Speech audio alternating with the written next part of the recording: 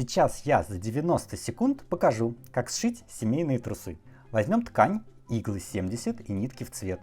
Возьмем выкройку, которую мы уже построили вместе. Раскроим. Выполним шов тут и тут. Шов будет запошивочным, обработаем утюгом. Подрежем с одной стороны половину. Подогнем оставшуюся половину. Заутюжим. Выполним строчку крупными стежками. Готово. Теперь еще один шов точно так же. Обработаем утюгом, подрежем, подогнем, выполним строчку. Готово. Обметаем низ. Подогнем,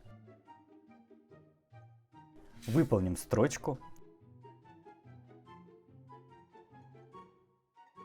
Готово.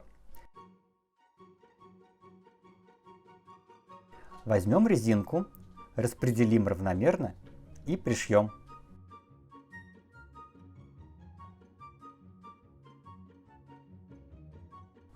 Вот и все. Теперь вы узнали за 90 секунд, как сделать семейные трусы. Надеюсь, вам понравилось. Спасибо. Пока-пока.